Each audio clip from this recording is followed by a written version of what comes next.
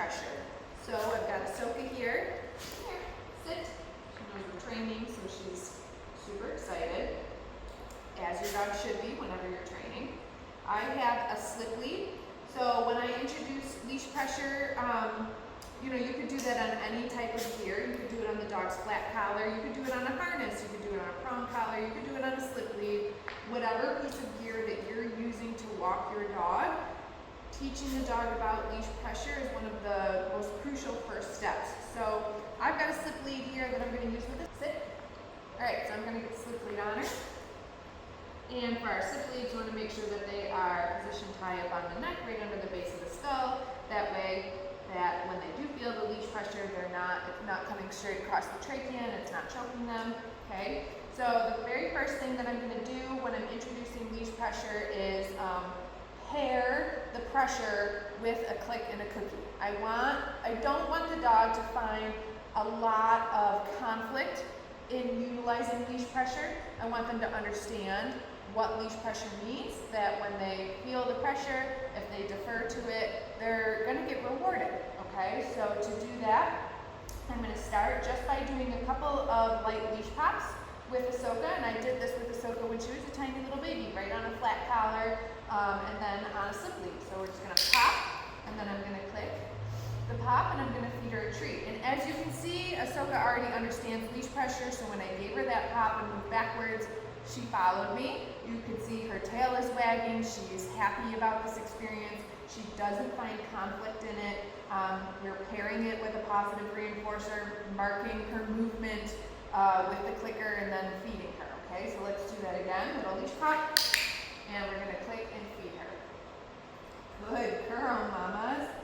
Okay, so we can do the same thing a couple more times. Pop, click, and feed. So then the next thing after I started to pair the food with the leash pops is I'm going to use leash pressure to help her move into a position. So one of the very first things that we teach our dogs is a SIT, is a sit. And so I'm going to use my verbal cue as well as a visual cue of a hand signal and the tactile cue of the leash to help Ahsoka move into the sit position, okay? So that's what this looks like. I'm just going to take the leash and I'm just going to do upwards pressure, steady pressure on the leash. As soon as she finds the position, her reinforcement is going to be that I relieve the pressure, so I'll make the leash slack again, and of course I will click and feed her a treat. So it looks like this. Sit. Good girl. If this is brand new for your dog, or if you're working with a little puppy, you could even lure the sit with the food in your hand as you're applying the leash pressure. Okay, so watch that again. I'm just going to use the hand target to get her to move out of position. Touch. Good girl. So I want steady upwards pressure. As soon as her bum hits the ground, I'm relieving the pressure of the leash as well as marking the behavior with the clicker. Sit. Good girl. Very nice, mamas. And you can get her to stand up so that you can watch that one more time. Sit. Good girl. Beautiful. Spin. Touch. Good. And just throwing a couple other little fun things in there, because of course, right, we always want training to be fun and hopefully somewhat low pressure for the dog. Okay? So now that we've conditioned a few sits with the leash pressure, now we're going to work on down. And so for down, we have a couple different options. You can come in with your hand and you can come down with it. She's going to offer me a down. And you can apply the pressure down like that. For me, I'm a lazy dog trainer. Often I will step on the leash to apply some leash pressure because I don't feel like bending over. Whatever is more comfortable for you. If you do have a dog that might find a little bit of conflict in getting this close to their face as you apply the leash pressure, maybe the option, if it's comfortable for you, is to apply that pressure with your foot. I'll show you both ways, but again, if this is brand new for your dog, you're going to apply the pressure, the tactile cue, as well as using your verbal cue, and you're going to use a hand signal, and or you could use a food lure. You could have food in your hand while you do it, okay? So I'm going to do where I just use my hand first to apply the leash pressure, so that's going to look like this. Down, And of course I'm going to click and then feed her in position once she finds it. Good girl. And I'm just going to utilize that hand target again to get her up out of position. Good girl, mamas. Okay, so let's do it with our hand one more time. Okay, and I'm pointing with a visual cue with my other hand. I'm using my verbal cue, and I'm adding in the leash pressure. Down. Good girl. Alright, so now I'm going to show you how my preferred method, because I'm a lazy dog trainer, of doing that with my foot. You're silly. Good girl. Yes, there's kids outside.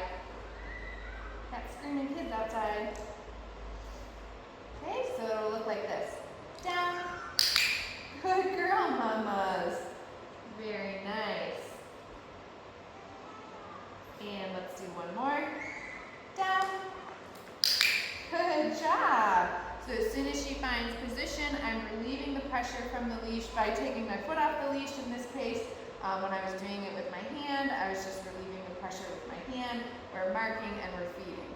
So if teaching your dog about leash pressure is brand new for you, these are the first 3 exercises that I like to do with my dog, so that way you can introduce leash pressure in a very low conflict manner. We're pairing it with the positive reinforcement, and that way we're making it just one more way that you can cue your dog into a position, okay? So I'm actually going to show you now, touch, how Ahsoka can find these positions 3 ways. I can ask her a verbal cue. I can say, sit. Yeah, good girl. Ahsoka, touch. There's kids running around right outside our doors. I can ask her to find the sit position with a visual cue, just using a hand signal. Good girl, mamas. And then finally, I can ask her to sit with a tactile cue of just using the leash pressure. So again, show the leash pressure for a sit is just upward steady motion. And you can see Ahsoka responds so well to the leash pressure. She finds the sit so quickly as soon as she feels that upward pressure on the leash. And she doesn't find conflict in it at all. You can see that her body language is relaxed. She's happy. She wants to train. Okay, so now let's do the same thing with down. I can either cue her into the down from, she tried to do that with a hand signal. Come here, mamas. So I can cue her into the down with a verbal, let's. And that's her verbal cue for down. Okay, and then I can cue her into a down with a hand signal. Good girl. And then of course, I can use the leash pressure to cue her into that position. And again, same thing. She knows and understands what leash pressure is. She doesn't find conflict in it. So as soon as she feels that little downward pressure on the leash, she's putting herself right into that down. You can see she's happy, her tail is wagging. And then of course, we can use the leash pops as a way to give a tactile cue to direct the dog. So if I give the dog a little pop on the leash, I want to see that she wants to come towards me, and then I'm going to mark and feed her for that. All right? Good job, Beanie.